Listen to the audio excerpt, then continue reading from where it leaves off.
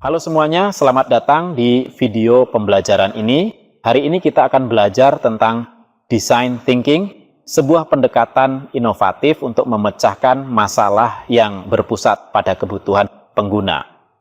Jika Anda seorang aparatur sipil negara, profesional, atau siapapun yang ingin meningkatkan cara berpikir kreatif, konsep ini sangat penting untuk dipelajari. Mari kita mulai. Jadi apa sebenarnya design thinking itu? Design thinking adalah pendekatan yang berfokus pada manusia dalam memecahkan masalah. Design thinking adalah cara yang membantu kita berpikir kreatif dalam menyusun solusi yang sesuai dengan kebutuhan pengguna. Pendekatan ini telah digunakan dalam banyak bidang, dari teknologi hingga layanan publik. Karena fleksibilitas dan efektivitasnya, design thinking juga bukan hanya sekedar teori. Proses ini melibatkan tahapan-tahapan yang konkret yang bisa kita terapkan langsung. Mari kita lihat apa saja tahapan dalam design thinking. Tahapan pertama dalam design thinking adalah empati. Di sini, kita perlu benar-benar memahami apa yang dirasakan oleh pengguna. Melalui wawancara, observasi, atau survei, kita bisa menggali perasaan, kebutuhan, dan harapan mereka.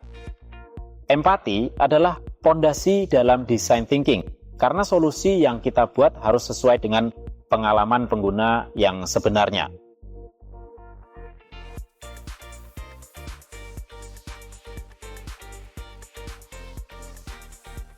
Setelah mengumpulkan wawasan dari tahap empati, kita bergerak ke tahap definisi. Di sini, kita menyusun kembali informasi tersebut untuk menemukan akar permasalahan. Kita mengajukan pertanyaan seperti, apa sebenarnya masalah utama yang dialami pengguna?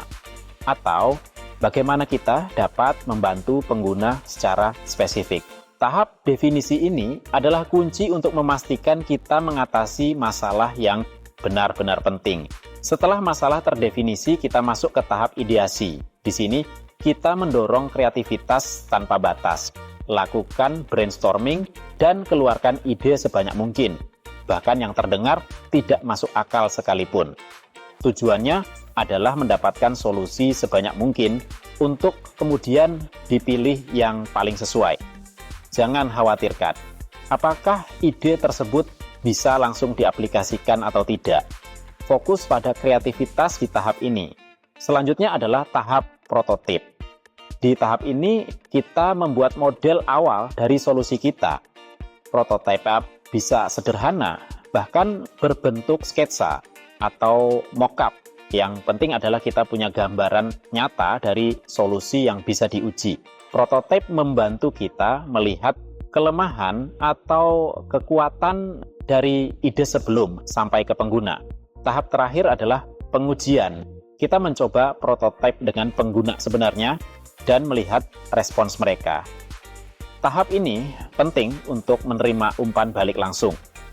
Apakah solusi yang kita buat sesuai harapan pengguna? Pengujian juga memungkinkan kita memperbaiki prototip jika ada kekurangan. Hingga akhirnya, solusi yang kita buat benar-benar memenuhi kebutuhan pengguna. Design thinking memiliki banyak manfaat.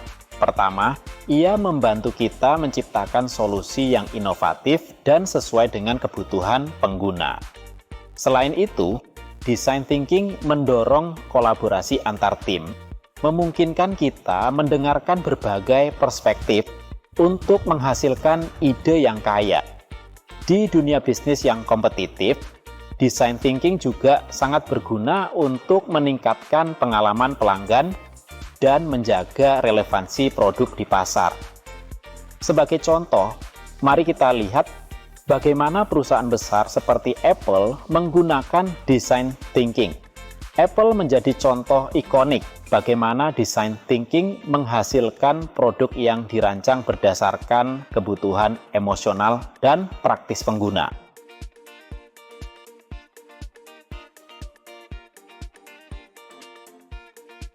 Sejak awal, pendekatan Apple yang berfokus pada kebutuhan pengguna telah melahirkan produk-produk inovatif seperti iPhone dan iPad.